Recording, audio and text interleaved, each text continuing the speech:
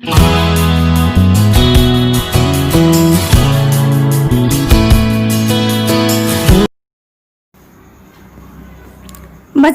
जैसे कि हम सब जानते हैं कि राम और जी, लक्ष्मण जी और परशुराम जी, इन तीनों के बीच में जो संवाद हुए थे, जो तुलसीदास जी द्वारा रचित रामचरितमानस में जो बालकांड है उसमें से लिया गया है। तो तुलसीदास जी जो है वह रामचरितमानस में राम भक्ति की ओर मोड़ लेते हुए उन्होंने समस्त पारिवारिक संबंधों, राजनीति, धर्म, सामाजिक व्यवस्था का बड़ा ही सुंदर उल्लेख किया है। रामचरितमानस के अतिरिक्त अन्य ग्रंथ भी, जैसे कि विनय पत्रिका, दोहावली, कवितावली और गीतावली आदि तुलसीदास जी द्वारा रचित है। तो तुलसीदास जी ने राम के चरित्र को लेकर अपने जीवन में राम भक्ति की ओर बढ़कर उन्होंने रामचरितमानस की रचना की थी और वह भी उन्होंने अवधी भाषा को प्राधान्य दिया था। तो इसमें जो बालकांड है, इस बालकांड में राम, लक्ष्मण और परशुराम के बीच जो संवाद हुआ था कि रामचरितमानस में जो सीता मैया यानी कि सीता जी के स्वयंवर का समय था, इसी दौरान श्री राम शिव जी का धनुष उठाकर उसे तोड़ देते हैं। तो सारे संसार में इस बात की चर्चा आग की तरफ फैल जाती है और यही बात जो है वह परशुराम जी के कानों तक जाती है। तो उन्हें पता चलता है कि उनके गुरुदेव यानी कि शिव जी का धनुष्य किसी ने तोड़ दिया है और वे अपने आप से बाहर हो गए थे, यानी कि बहुत ही गुस्से से क्रोधित हो गए थे और उन्होंने धनुष्य जो तोड़ा था उस व्यक्ति का वध करने के लिए वह सीता जी के स्वयंवर की सभा में आ जाते हैं। उसी दौरान राम, लक्ष्मण और परशुराम इन तीनों के बीच में जो चर्चा हुई थी, जो संवाद हुआ था, उसका वर्णन हमारे यहाँ पे जो यह पद्य दिया गया है उसमें उस संवादों का तुलसीदास जी ने निरूपण किया है। जो पहले का जो वीडियो था उस वीडियो में भी हमने इस संवाद के बारे में जो पढ़ाई की है, तो उसमें हमने देखा कि श्री राम परशुराम जी से कहते हैं कि हे नाथ, शिव जी के धनुष्य को तोड़ने की शक्ति तो केवल आपके दास ही कर सकता है, यानी कि आपका कोई दास ही होगा जिसने इस धनुष्य को तोड़ा है। क्या आज्ञा है मुझे, तो आप मुझे आदेश दे।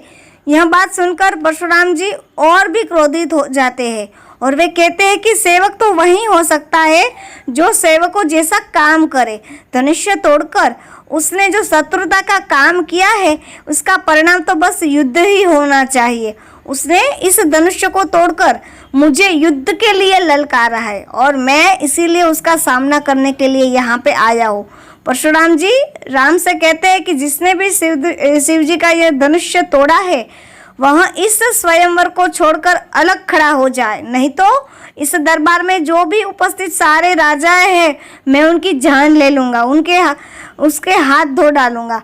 तो इस तरह से परशुराम जी क्रोध भरे स्वर में, लक्ष्मण जी जो खड़े थे वह इस क्रोध भरे स्वर में जब वह बोलते हैं तो लक्ष्मण जी उसका मजाक उड़ाते हैं और वे कहते हैं कि हे मुनिवर, हम बचपन में खेल खेल के कई सारे ऐसे धनुष्य को तोड़ चुके हैं, तो आप उस समय कभी क्रोधित तो नहीं हुए, परंतु आज इस धनुष्य को आप इतना प्रिय धनुष्य है ऐसा मानते हैं, तो क्यों जो इसके टूट जाने पर आपको इतना क्रोध भी हो रहा है? जिसने यह धनुष्य तोड़ा है उसे युद्ध करने के लिए आप तैयार क्यों हो? आखिर इस धनुष्य से आपका क्या लगाव है? परशुराम जी से फिर कहते हैं कि राजा के बेटे, तुम काल के वश में हो, अर्थात तुम्हें अहंकार समाया हुआ है और इसी कारणवश तुम्हें यह नहीं पता चल रहा कि तुम क्या कर रहे हो, तुम क्या बोल रहे हो। क्या तुम्हें बचपन में तोड़े गए धनुष्य और शिवजी के इस धनुष्य में कोई अंतर नहीं दिखाई दे रहा जो तुम इनकी तुलना आपस में कर रहे हो? बच्चों, यहाँ तक हमने आगे भी पढ़ाई कर ली है। अब इसके बाद का जो चौपाई है उसका हम यहाँ पे अध्ययन करने जा रहे हैं। भुज बल भूमि भूप बिनु किन्हि, विपुल बार मही देवन दिनहि।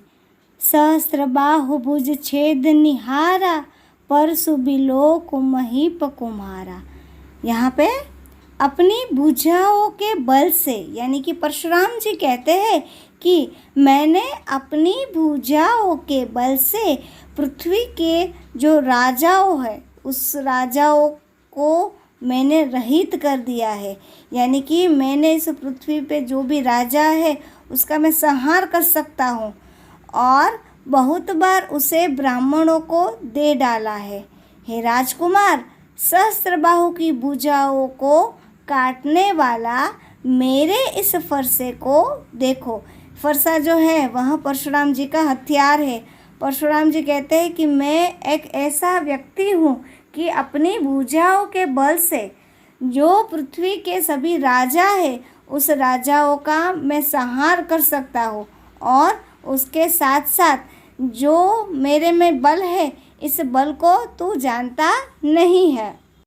मैं अपने इस फरसे से सभी को नष्ट कर सकता हूँ, यानी कि यह फरसा जो मेरा हथियार है इस हथियार से मैं ऐसा बाहुबली हो सकता हूँ कि मैं इस पूरी पृथ्वी के सहस्त्रबाहु भुजाओं का जो शक्तिमान स्वरूप मेरा है उस स्वरूप से मैं सबका संहार कर सकता हूँ।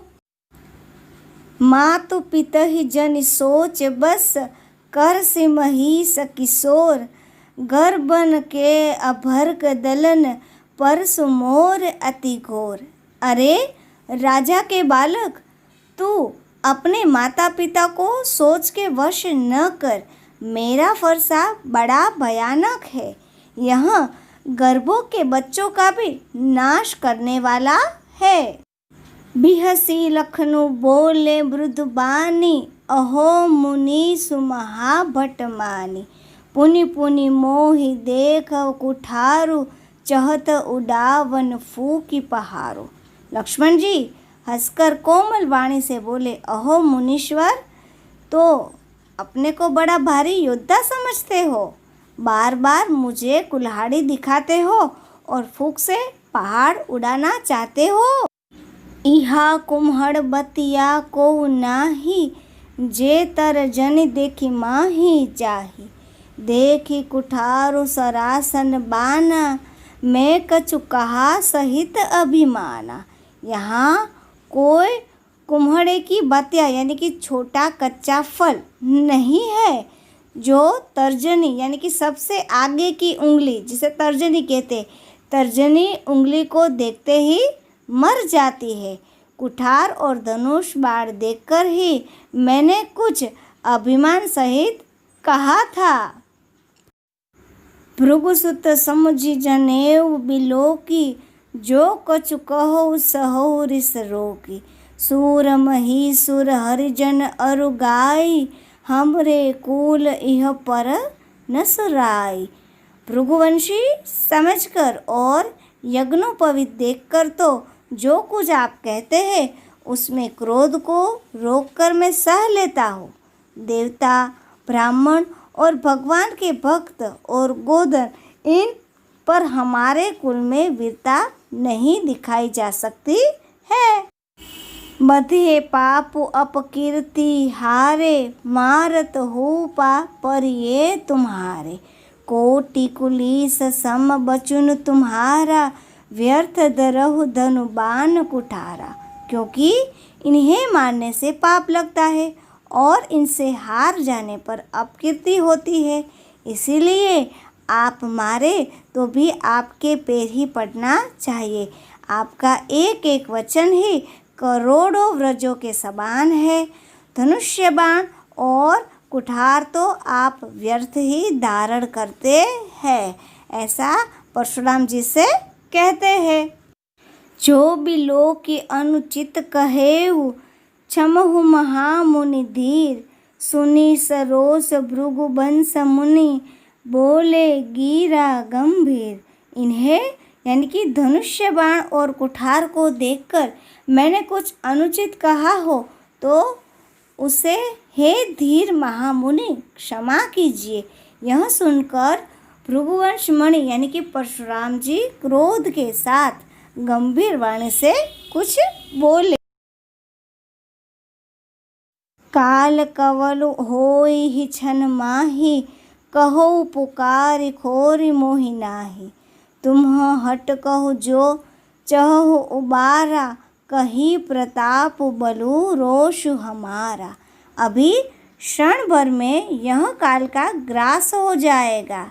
मैं पुकार कर कह देता हूँ कि फिर मुझे दोष नहीं है, मुझ में कोई दोष नहीं है।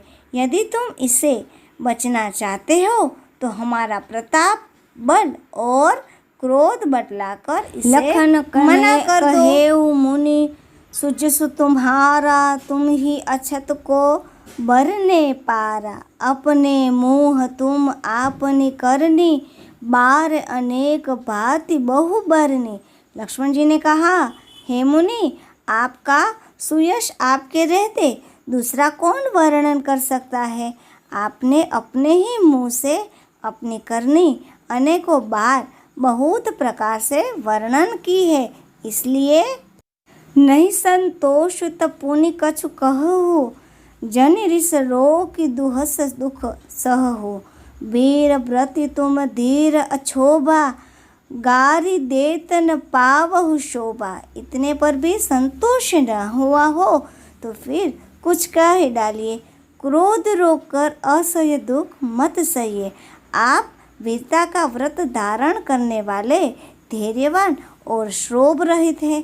गाली देते आपको शोभा नहीं देता, यानी कि आप गाली देते शोभा नहीं पाते हैं। ऐसा कहकर उसे परशुराम जी जो है वह अपने क्रोध के बारे में और अपने बाहुबली पराक्रमों के बारे में लक्ष्मण जी से क्रोध से बात करते हैं। सूर समर करने करही, कही न जना वही आपू। विद्यमान रन पाए रिपु कायर, कतहि प्रतापु। सूरवीर तो युद्ध में जो सूरवीरता कार्य करता है, यानी कि सूरवीर तो युद्ध में अपनी जो करनी करता है, सूरवीरता का जो कार्य करता है, कहकर अपने को नहीं जानते।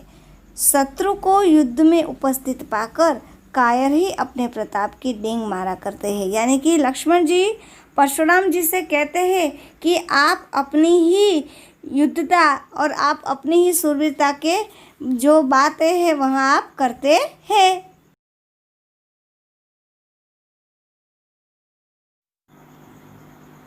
जब लक्ष्मण जी ने हंसकर कहा कि हे देव सुनिए, हमारी जान में तो सभी धनुष्य एक ही है, पुराने धनुष्य के तोड़ने में क्या हानि और क्या लाभ।